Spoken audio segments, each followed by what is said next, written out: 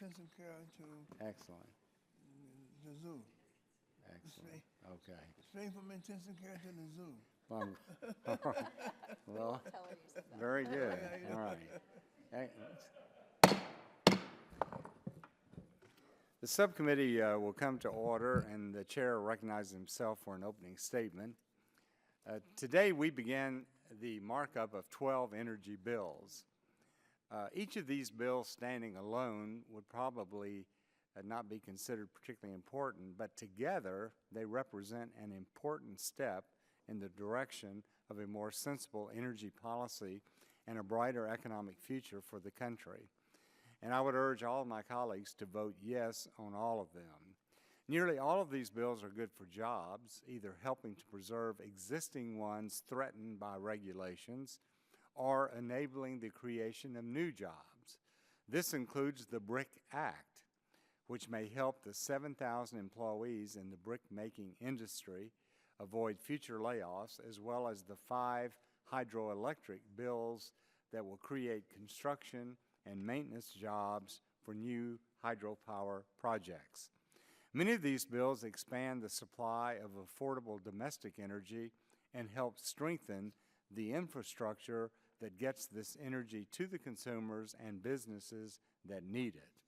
This includes the hydroelectric bills as well as ones like the AIR survey, the Air Survey Act, that helps facilitate the approval process for new natural gas pipelines by allowing air survey data to be used.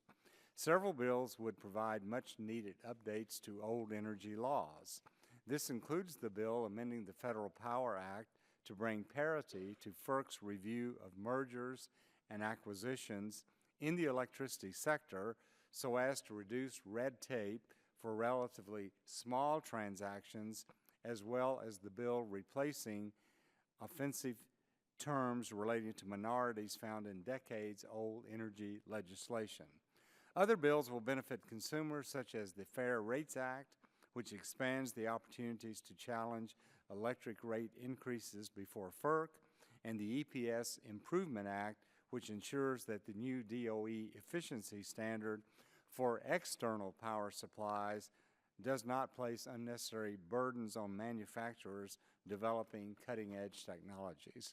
Several bills also help the environment, such as the Sense Act, which ensures that the power plants using waste coal as an energy source can continue to operate. Additionally, the hydropower bills enable the expansion of this clean and renewable energy source. Each bill in its own way represents progress on these issues, and I hope that we can pass all 12 of them tomorrow. And with that, I yield back the balance of my time, recognize the distinguished gentleman from Chicago, Mr. Rush, for 5 minutes. I want to thank you, Mr. Chairman. Mr. Chairman, I must confess that I'm more disappointed with what is omitted from today's package of bills than I am excited about what is included. Specifically, Mr. Chairman, my office has continuously worked with the majority on workforce legislation that both sides have previously expressed support for. In fact, less than a year ago, this subcommittee held a hearing on the 21st century workforce legislation, where we heard from witnesses representing organizations as diverse as the National Electric Contractors Association to Hispanics in Energy, all strongly supporting the bill. In the same hearing, Mr. Chairman, members on the majority side gushed over a young man by the name of Charles Wilson, a young man from my own district in the Inglewood area in Chicago. Mr. Wilson had beaten the odds by overcoming his impoverished upbringing to become a senior nuclear reactor operator trainer. Many colleagues from both sides of the aisle praised Mr. Wilson for his uplifting, exciting, inspiring life story and remarked on how the 21st century workforce legislation would help to produce additional Charles Wilsons all across our great nation. So the question I pose now, Mr. Chairman, is what happened since that notable occasion? Why has this subcommittee still not acted to move this common sense piece of legislation forward? Mr. Chairman, tomorrow we will be marking up bills that will benefit selective industries from brick makers to coal refuse facilities. Additionally, the bills before us will make it easier for utilities to consolidate, to merge, and pipeline companies to circumvent the rights of property owners. Yet, where's the relief for communities that look like the one I represent? What is this subcommittee doing to help minorities, to help women, to help veterans, and to help displaced energy workers find good, excellent paying jobs and careers?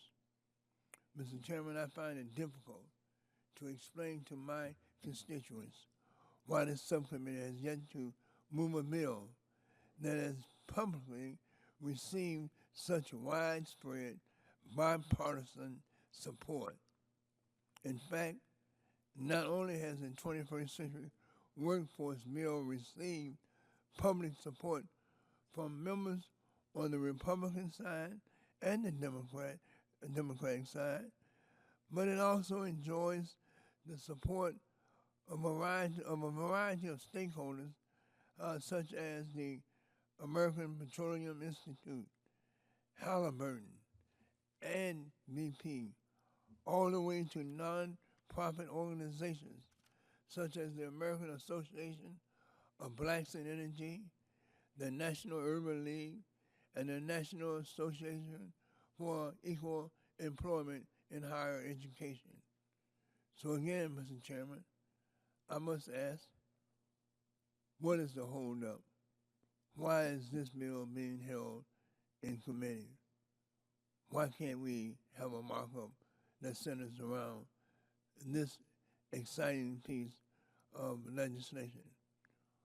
Mr. Chairman, while it is a nice gesture that the subcommittee will mark up a bill that will finally, in the year 2016, strike offensive terms such as Negro and Oriental from parts of the federal statute,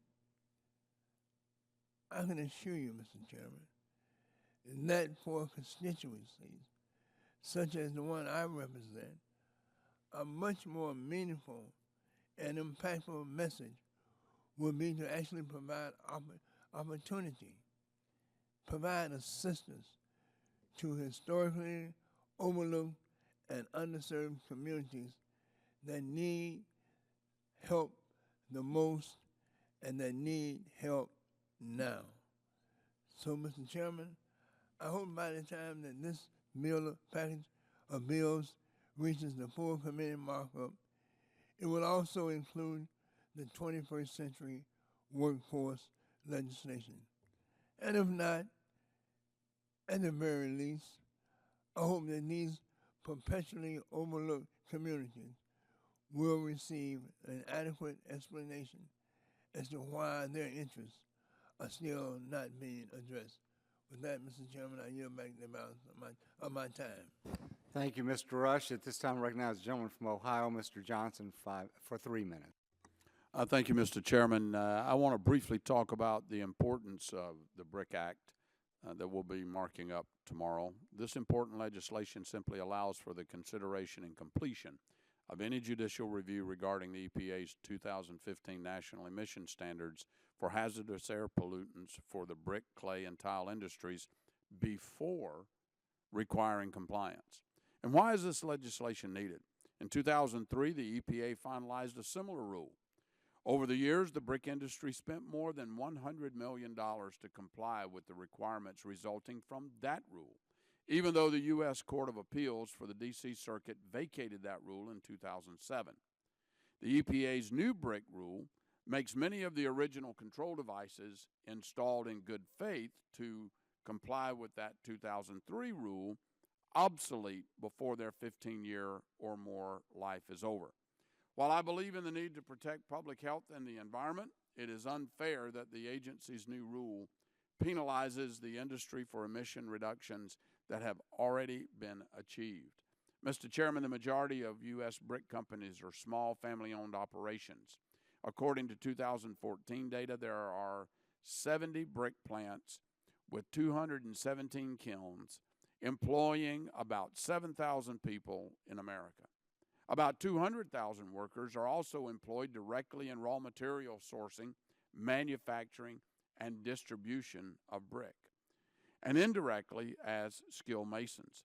Brick companies estimate that this rule will cost as much as $100 million a year to comply with, which, if broken down on a plant-by-plant basis, costs more than most brick companies could ever afford, assuming companies could ever even borrow the needed capital. Mr. Chairman, if we don't handle this issue properly, unless we want to start building buildings out of sticks and straw, we better wise up, because we're about to allow the EPA to shut down yet another industry in America. So I urge my colleagues to support the BRIC Act and help keep our U.S. brick industry alive and well. With that, I yield back, Mr. Chairman. Mr. Johnson, thank you very much, and that concludes our opening statement. So the chair would call up H.R. 3021 and ask the clerk to report.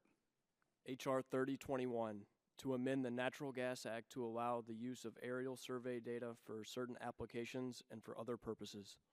Without objection, the first reading of the bill is dispensed with, and the bill will be open for amendment at any point, so ordered.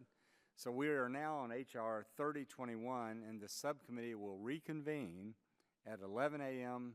tomorrow or 15 minutes after the conclusion of the subcommittee on communications and technology markup, whichever is later.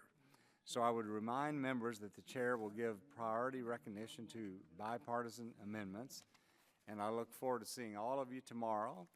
And without objection, yes, sir, did you have a question, Mr. Rush? Since you represent the Republican side, I represent the Democrat side, let's just you and I vote and get this over with.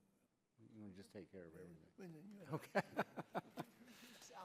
Yeah, I'm in favor of that.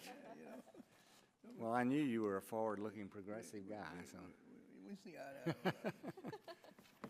so as much as I'd like to take up Mr. Rush on that offer, I think some of the other members did want to make some comments. So without objection, the subcommittee will stand in recess until tomorrow at 11 or 15 minutes after the technology subcommittee. They can make all the comments they want. Just so they won't have to vote. Yeah.